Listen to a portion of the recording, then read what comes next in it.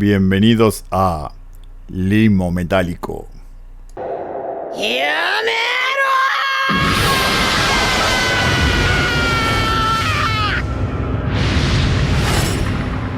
Bienvenidos una vez más a este podcast llamado Limo Metálico. Mi nombre es Merce, me pueden encontrar en todas las redes sociales como Merce Show, Merce Joe, tanto en Instagram como en Twitter como en TikTok. Así que si quieren tener más novedades del podcast, síganme. Y también pueden encontrar tanto en Spotify como en Apple Podcast y también en YouTube. Después del episodio piloto, que ha sido bien recibido por tanto amigos como familiares, vamos a continuar con el capítulo número 1. En este caso dedicado a un videojuego o a una saga de videojuegos que muchos conocen, pero que es muy probable que muchos desconozcan. Aún si están metidos en el mundo de los videojuegos, es probable que lo conozcan de nombre, pero nunca lo hayan jugado. Y se trata de Dragon Quest. Primero, para tratar de saber de qué estoy hablando, tenemos que saber que es un RPG o Role Playing Game. De forma genérica, un juego de rol o RPG es un juego que se caracteriza por el desarrollo estadístico de las habilidades y características de un personaje a través de la experiencia que obtenemos completando las misiones propuestas a través del juego, tomando ciertas decisiones o realizando ciertas acciones. Los RPG occidentales suelen tender más hacia el lado realista de la fantasía, centrándose mucho más en dar libertad al jugador para adentrarse en un mundo el cual aparenta estar vivo, y donde las acciones del jugador tienen consecuencias realistas. También pueden basarse en mitología o demonios. Por ejemplo, hay casos como Skyrim, como RPG de mundo abierto, como un ejemplo, o Diablo como un RPG de acción, donde matás demonios y básicamente la final del juego es el mismísimo Diablo. Después tenemos la vuelta de tuerca de un RPG japonesa, que se hace llamar JRPG, de RPG japonés básicamente, y tienen como característica que suelen centrarse más en la historia principal, una serie de eventos, digamos, que van desencadenando la suerte del protagonista. El protagonista es muy probable que no sepa que es el protagonista hasta que alguien se lo viene a decir, o empiezan con una persona, con el protagonista durmiendo y te piden que le pongas el nombre, vos le pones el nombre y viene algún personaje random a decirte: mirá, vos tenés poderes, vos sos el héroe, sos el elegido, sos el ser de luz. Hay un montón de maneras en las que te pueden llegar a abordar estos personajes. Estas fórmulas se repiten una y otra vez en diferentes juegos de diferentes franquicias. En este caso nos vamos a centrar en Dragon Quest.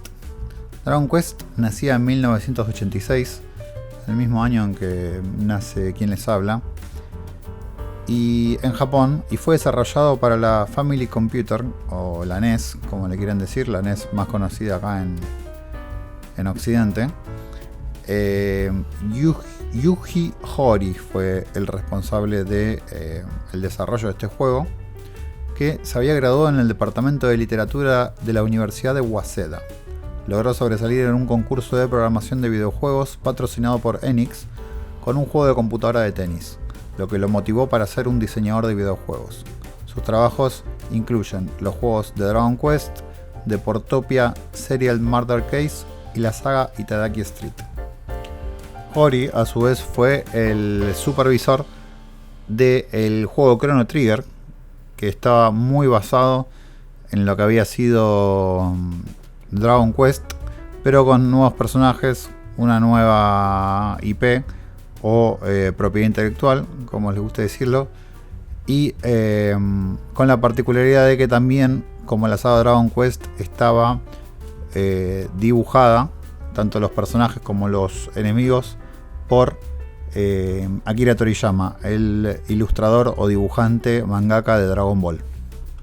En uno de los finales, una de las cosas que tenía este juego, Chrono Trigger, era que tenía muchos finales, y en uno de los finales se lo puede ver a Hori junto al resto del personal. Volviendo al Dragon Quest 1 de 1986, las particularidades del juego eran básicamente que se veía desde arriba en 2D, ¿sí? Como para que lo puedan entender, es como el Pokémon. Se ve desde arriba un personaje que le ves la cabeza. En este caso, al principio, el primer juego era un sprite de frente del personaje, donde si ibas para arriba, para abajo, para la izquierda o para la derecha, el personaje se movía, pero no tenía perfiles, siempre estaba de frente. Después eso lo fueron arreglando con diferentes reediciones del juego.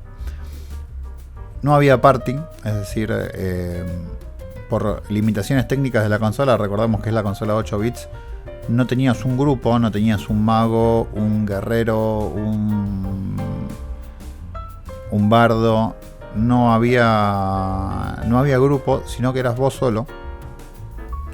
Por lo cual el héroe, a medida que iba subiendo de nivel, iba aprendiendo técnicas tanto de curación como de lanzar fuego, lanzar rayos. Tenía todo tipo de habilidades, habilidades para usar con la espada.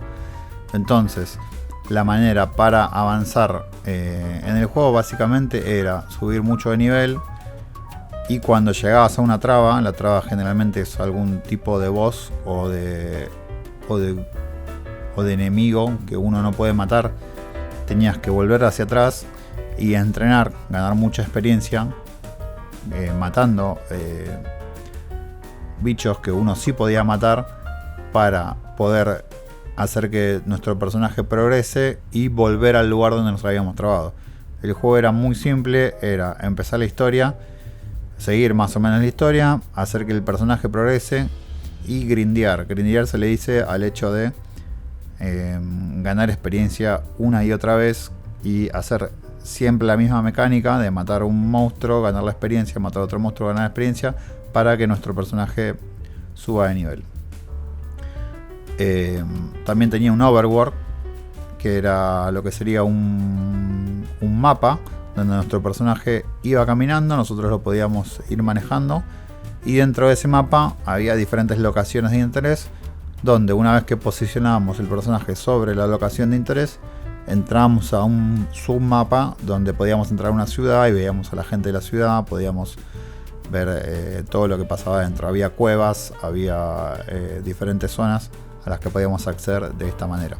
El overworld o el mapa mundi que había, por decirlo de alguna manera, era como una especie de viaje rápido, ¿sí? Y cómo se unían estos submapas. Era la representación de nuestro personaje viajando entre mapa y mapa, donde también podíamos tener peleas contra monstruos. Pero ¿qué fue lo especial de este juego en esa época? Todos los diseños de personajes como de monstruos fueron encargados a Akira Toriyama, que, como había indicado en el Chrono Trigger, era el dibujante de Dragon Ball, y eso le dio un aspecto único al juego que no se veía en juegos de esa época. Por ejemplo, en Occidente se estaba acostumbrado a los juegos donde solo había demonios, como había comentado antes, caballeros, dragones, trasgos, orcos, y no pasaba de ahí. Y Toriyama le aportó una vuelta de tuerca a ese tipo de diseños y hizo, por ejemplo, un golem de oro, un slime, que sería una especie de gelatina con ojos de diferentes colores, dragones de diferentes tipos. Lo sacó de dentro de la realidad, entre comillas, de lo que es algo mitológico o de esta fantasía épica. Le dio una vuelta de tuerca más irreal y colorida a estos monstruos, lo que le hacía mucho más interesante a la vista al juego. Bien, como ya había comentado, el jugador controla un solo personaje que es capaz de viajar de una ciudad a otra, ¿sí? A través de este overworld. En las ciudades deberán conversar con los residentes para obtener pistas sobre cómo avanzar. También podrá comprar equipamiento en las diferentes tiendas o recuperar puntos de vida o puntos de magia en una posada. Los monstruos van apareciendo de forma aleatoria en el mapamundi o en mazmorras. Al derrotarlos, el héroe obtiene experiencia y oro. Al obtener cierta cantidad de experiencia, sube de nivel, aumentando sus estadísticas y en ocasiones aprendiendo algún nuevo conjuro. El oro podrá ser gastado en las ciudades para obtener equipamiento, objetos o dormir en una posada. Sí, todo se resumía en matar monstruos y mejorar el personaje para poder ir avanzando, ya que uno podía no prestarle mucha atención a la historia y moviéndose por el mapa podía ir más o menos dándose cuenta para dónde ir por el nivel de los monstruos. Si uno era nivel 5 y había un monstruo nivel 15 que te mataba de un golpe, no era por ahí, uno tenía que ir para un lugar donde haya monstruos más de su nivel o seguir matando monstruos nivel 5 o nivel 4 como para llegar hasta nivel 15 y poder seguir avanzando. Los combates generalmente están basados en un sistema de turnos, en el que el héroe puede elegir entre las opciones de atacar, usar un conjuro, un objeto o intentar huir. Cuando el héroe recibe un ataque enemigo, pierde puntos de vida, y si los puntos de vida llegan a 0, como en todo el juego, muere. Por otro lado, los conjuros consumen puntos de magia, y si este llega a 0, no se podrán lanzar más conjuros. Las mazmorras normalmente son demasiado oscuras como para ver, por lo que el héroe necesita llevar el objeto antorcha o utilizar el conjuro Radiant para iluminar el lugar. Esto pasaba mucho en el Dragon Quest 1. También ha pasado en juegos como Pokémon, donde uno se metía a la cueva de los Zubats y si no tenías Flash, que era una habilidad que aprendía uno de los Pokémon, en este caso se la podías enseñar a Pikachu o algún Pokémon eléctrico, no podías atravesar el lugar porque no se veía, básicamente. La historia del Dragon Quest 1 es muy simple. Mucho tiempo atrás, antes de la era en la que se desarrolla este juego, un hombre llamado Erdrick salvó el mundo de la oscuridad. La paz volvió en forma de la sagrada bola de luz. Nunca más se supo de Erdrick, ¿sí? Hasta ahí, eso es lo que te van contando los diferentes personajes que uno se va cruzando y con los que va hablando. Los años fueron pasando. Sin embargo, un hombre que vivía en la cueva del oeste, lejos de las murallas de Tantagel, se topó con un dragón durmiente. El dragón despertó. El hombre se quedó quieto, para no provocar al dragón. El hombre, al ver que el dragón no se movía, decidió tirarle un palo, un capo. Para su sorpresa, el dragón lo cogió con la boca y se le devolvió, como si de un perro se tratase. El hombre descubrió que tenía el dragón a sus órdenes, así de fácil, por lo que se autodenominó a sí mismo como el Dracolor. Tras esto, el castillo de Charlock, en ruinas, emergió de su entierro y salió a la superficie. Minutos después, una horda de limos, dragones y otros monstruos invadieron el castillo de Tantagel y varios pueblos a lo largo de Alefgrado. Los días de paz llegaron a su fin, ya que Dracolor robó la bola de luz. El rey cayó en una profunda depresión cuando descubrió que, además, habían secuestrado a su hija. Esto es muy típico. La historia tiene muchos idas y vueltas, muchas boludeces, muchos dragones. Pero sos un tipo que no sabe que es el héroe, básicamente, y tenés que salvar a la hija del rey. ¿Sí? Mario Bros, cagate de risa. Un buen día, un joven de aspecto escuálido se postró a sus pies, pidiéndole permiso para rescatar la bola de luz y a Lady Laura. El Ley aceptó su pedido y después de darle algunas monedas de oro y objetos, el héroe partió. El héroe somos nosotros. Con esa premisa, Dragon Quest tuvo un éxito comercial en Japón con más de 2 millones de copias vendidas. Su lanzamiento como Dragon Warrior en América del Norte y otros países occidentales fue recibido de manera menos favorable. Tuvo un problema de propiedad intelectual o de nombre con un juego de mesa que se llamaba Dragon Quest en América del Norte, por lo cual le tuvieron que cambiar le tuvieron que cambiar el nombre. Y algo también muy curioso, que en Occidente los modelos de anime de las publicidades o los carteles que ponían en las tiendas los cambiaron por caballeros. Hay una publicidad, por ejemplo, donde se ve como si fuera el Señor de los Anillos, un tipo andando a caballo con una espada, y cuando en Japón tenía una publicidad con dibujos originales de Akira Toriyama que eran increíbles. Así que nada, los yankees re aburridos. Más tarde los críticos occidentales notaron los defectos del juego, pero reconocieron su importancia para el género. Los ROM hacks, hechos por fans, fueron lanzados con cambios sustanciales en el juego. La banda sonora del juego ha sido orquestada y su música ha sido interpretada en numerosos conciertos. En conjunto se ha atribuido a Dragon Warrior el mérito de haber establecido la plantilla básica para los RPG de la consola japonesa que siguieron. Básicamente fue el papá de todos los JRPGs que le siguieron. La versión para América del Norte mejoró los gráficos con respecto a la versión original japonesa y añadió un sistema de guardado, mientras que la versión japonesa utilizaba un sistema de contraseñas. Nintendo quedó impresionado con las ventas japonesas del título y sobreprodujo masivamente el cartucho, pensando que le iba a ir bien. Y el resultado final fue que Nintendo hasta regaló copias de Dragon Warrior como un incentivo para la suscripción a Nintendo Power. Es decir, le sobraban juegos porque la gente no los compraba. La revista de promociones internas de esta compañía, que era Nintendo Power justamente. Entonces tenemos la primera trilogía, que son el Dragon Quest 1, 2 y 3, que hoy actualmente los podés comprar en Switch, los podés comprar en iOS, los podés comprar en Android.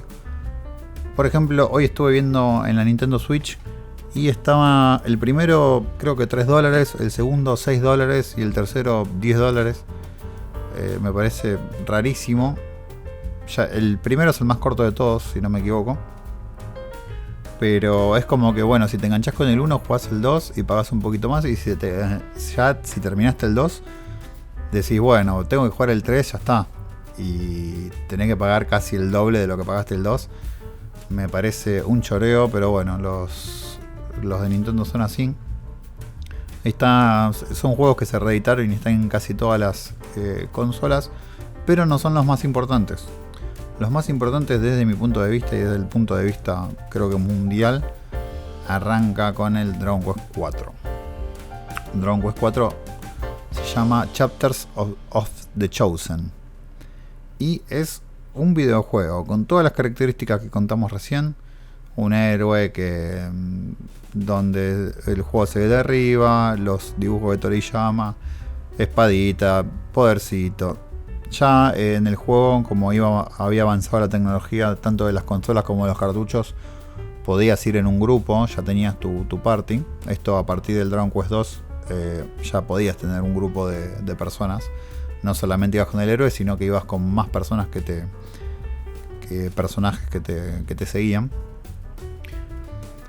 Y la diferencia en este juego del resto de la serie es que se divide en 5 capítulos distintos, cada uno de los cuales se centra en un protagonista o protagonistas diferentes. Los 4 primeros son protagonizados por los futuros compañeros del héroe y el quinto protagonizado por el héroe. Muestra cómo este recluta a los demás personajes ya que comienzan su viaje para salvar al mundo. El remake de PlayStation añade un 6º capítulo que se mantiene en el remake de Nintendo DS. El juego forma parte de la trilogía de Zenitia, conformada por Dragon Quest 4, 5 y 6. Es decir, vos venías re loco de ver, no sé, Pulp Fiction o alguna película de Tarantino separada por capítulos donde todo convergía, digamos, en el final. Por ejemplo, Perros de la Calle, Tiempos Violentos no, Perros de la Calle, que es Reservoir Dogs, y Pulp Fiction. Bueno, sí, cualquiera de las dos.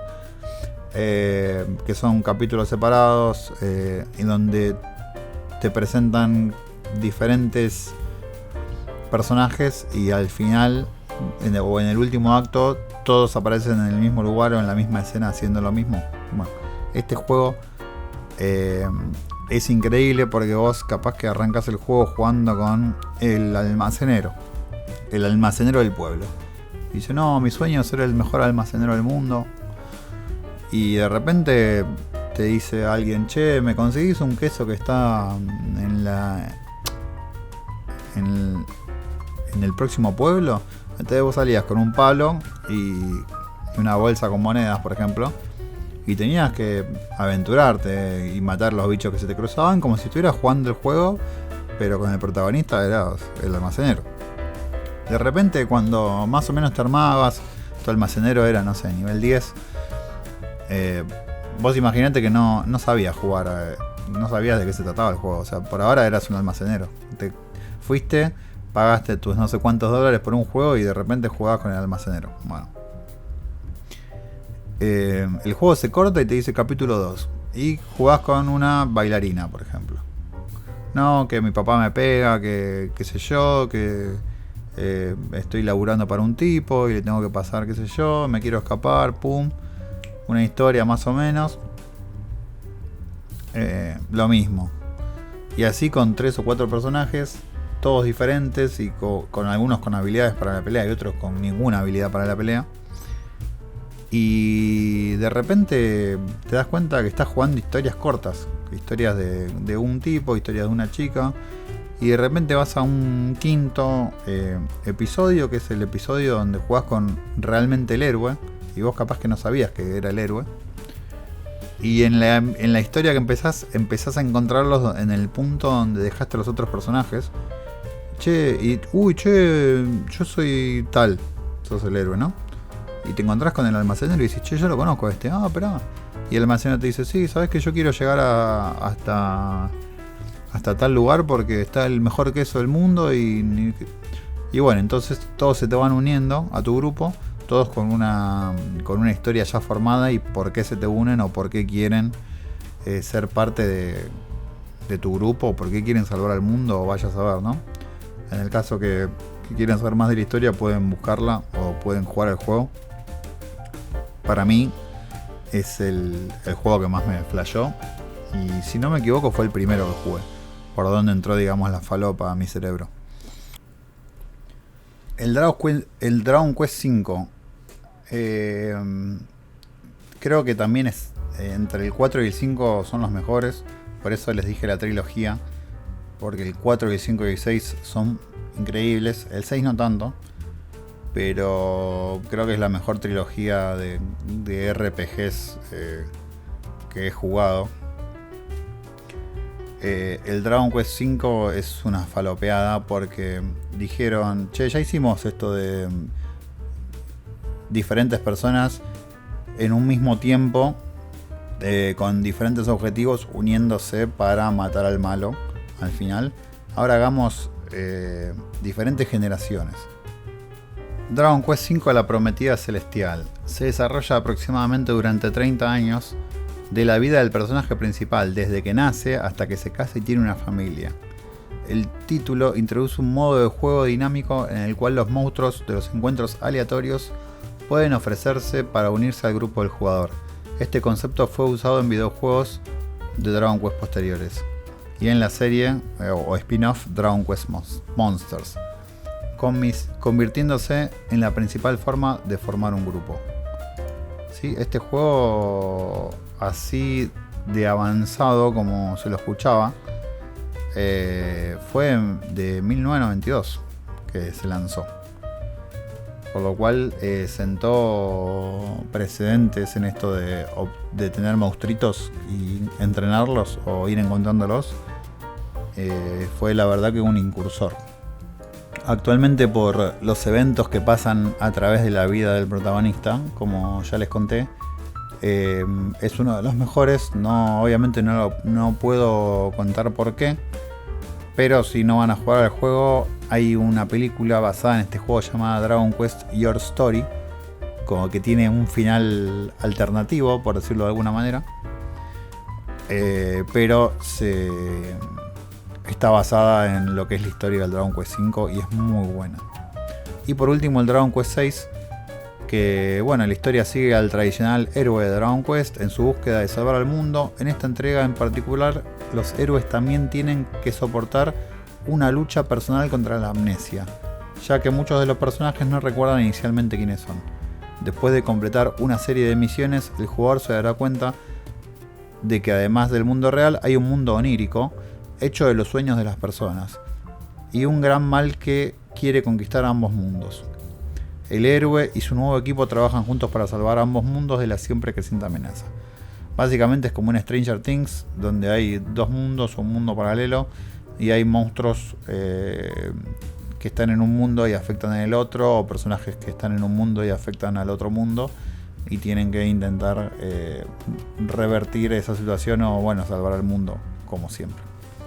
Yo primero no soy virgen, debuté a los 13 años, que me crea, que no me crea, que no me crea. Como para ir cerrando, tenemos el Dragon Quest 9, el 7 y el 8 no los voy a mencionar, los jugué, al 7 lo jugué, el 8 no lo terminé, fue exclusivo de PlayStation 2 en su momento y no lo terminé, lo empecé pero no lo terminé, debería bajarme algún emulador, nunca dije emulador, no apoyamos la piratería. Pero es mi cuenta pendiente el Dragon Quest 8, dicen que es uno de los mejores. El 9 salió para Nintendo DS y es increíble. Si no me equivoco, fue el primero que salió para Nintendo DS original, o sea que no era un remasterizado de los viejos. Tanto el 4, el 5 y el 6 eran para consolas de 16 bits o de 8 bits. Si no me equivoco eran todos de 16 bits, pero fueron remasterizados en Nintendo DS, le cambiaron gráficos, le cambiaron varias cosas, pero el 9 fue original y tenía como novedad la creación de personajes. Podías hacerle, el héroe no venía prediseñado, sino que lo hacías vos, le podías poner caras, colores de piel, armas, armaduras que vos quieras. Las armaduras que vos le ponías se le veían al personaje en el juego, in-game.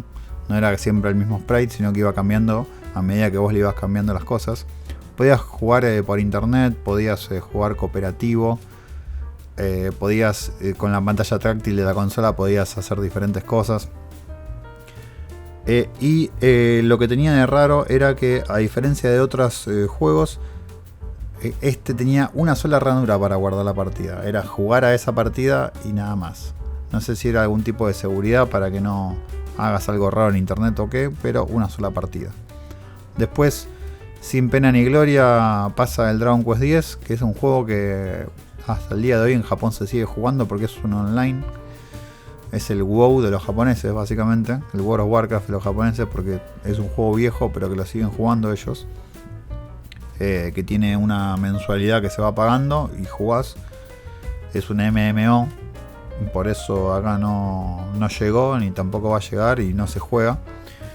Y el último que salió en las consolas de última generación es el Dragon Quest 11, Ecos de un pasado perdido, donde también sigue la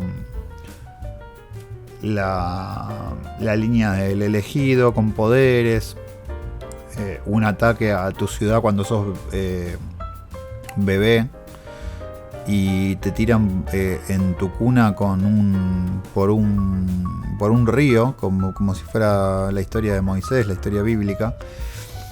Y bueno, te agarra una familia que te cría y de repente en tu adolescencia te empezás a dar cuenta que algo raro pasa. Porque bueno, sos el elegido, hay gente que dice conocer que vos no conocés. Hay muchas referencias al Dragon Quest 1 o a la primera trilogía. Realmente si quieren empezar por un Dragon Quest, empiecen por el 11, porque no hace falta jugar a ninguno de los juegos anteriores y es el que mejor se ve de todos, se ve increíble.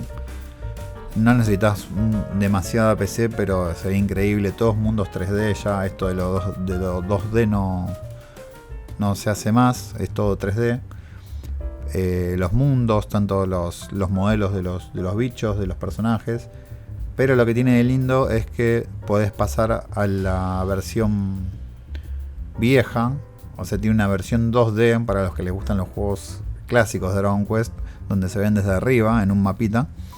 Entonces vos podés estar jugando al juego totalmente en 3 dimensiones y podés pasar a la versión vieja, que no vale la pena, al menos jugarlo todo el juego así. Yo creo que jugarlo un rato como para ver cómo lo hicieron está bueno, pero no recomiendo un juego que está hecho para que se vea increíble en 3 dimensiones. Y los colores y todo, no creo que valga la pena jugarlo todo emulando una versión vieja que básicamente no existió, que es una versión nueva que trata de emular algo viejo. Y después, una vez que termine el 11, si ya entendieron de qué se trata Dragon Quest y les gustan ese tipo de historias, pueden jugar al 4, el 5 y 6 en las versiones de Nintendo DS, bajando algún emulador, ya que son las versiones viejas, como había contado antes, pero remasterizadas o retocadas, se escuchan mejor, se ven mejor, tienen están recoloreadas, se ven muy lindas esas versiones, y van a jugar a la mejor trilogía que hoy van a poder conseguir de un RPG, a mi entender. Como curiosidad de toda la saga, por ejemplo, se decía en un momento que se había prohibido en Japón que se lancen estos juegos 2 días de semana, ya que los japoneses faltaban a la escuela o al trabajo para hacer fila para ir a comprar los juegos, por lo cual dicen que se empezaron a vender únicamente los fines de semana, los lanzamientos del juego. Después, una vez que ya había salido, sí se vendía todo el tiempo, pero el lanzamiento, el primer día de venta, siempre se hacía un fin de semana para que no colapse, digamos, el sistema, porque los japoneses son muy fanáticos. Se ha escuchado o hay una entrevista a Toriyama donde dice que le encanta ver a sus hijos jugar a Dragon Quest, por ejemplo, donde él está viendo o sus hijos están jugando e interactuando con los personajes que él diseñó, lo cual es bastante lindo. Tanto las músicas generalmente de los juegos como los sonidos se van reutilizando. Hay bandas sonoras nuevas, pero también hay canciones viejas, y también se reutilizan los efectos especiales que vienen desde el primer juego. Los sonidos que están al principio de este podcast son de ese juego, y lo que es el nombre del podcast también se debe a un tipo de limo, que es el personaje más básico del juego, que es una especie de, como había contado, de gota, o tiene una forma de gota, y de diferentes colores, y uno de los personajes más difíciles de encontrar en el juego es el limo metálico, que es el que más da experiencia. Y es uno de los personajes que más te ayuda a grindear, a subir de nivel. Pero lo que tienen estos personajes de raro es que tienen 3 de HP, los limos metálicos comunes, 3 puntos de vida, y capaz que vos con tu héroe pegás 30, 40, 50, es decir, lo matarías de un golpe. Vos pegándole 40 a algo que resiste 3, lo matarías. Pero tienen demasiado flee, o demasiado esquive, o demasiado dodge, como le quieran decir, y es casi imposible pegarles si uno no tiene el personaje muy avanzado. Entonces, el personaje primero generalmente es tu turno. Cuando vos te lo encontrás, le tirás el golpe, se lo errás y el personaje se va, porque ellos generalmente no te atacan. Entonces uno, si quiere ir a matarlos para subir muy rápido de nivel, tiene que encontrarlos, cruzárselos, tratar de inmovilizarlos o tener algún tipo de táctica para que el monstruo no se escape, y poder pegarle los golpes, esos 3 de vida, que tiene tanta defensa encima que uno le pega de a 1. Por más que vos pegues 40, a él le pegas de a 1, entonces le tenés que pegar 3 golpes. Y hay millones de estrategias para cazar estos monstruos, que por ejemplo, si un monstruo en esa etapa te da 100 de experiencia, este monstruo capaz que te da 3000. Entonces es 30 veces lo que te da un monstruo común, por lo cual rinde mucho si sabes cómo matarlos, ir a buscarlos. Y en todos los Dragon Quest se repite la fórmula del limo metálico escondido en alguna cueva, donde uno puede tratar de aventurarse y bueno, cazarlos, ¿no? Así que nada, esto les quería bajar esta data de mi saga de juegos preferida. Espero que les haya gustado o que hayan aprendido algo de Dragon Quest. Y a la espera de que salga el 12, dicen que va a salir en el 2023. No mostraron nada, solo mostraron un teaser, las letras, y dicen que va a ser el juego más agresivo o oscuro de la saga. Esperemos que esté bueno. Yo creo que no va a fallar. Así que nada, nos vemos la próxima. Adiós.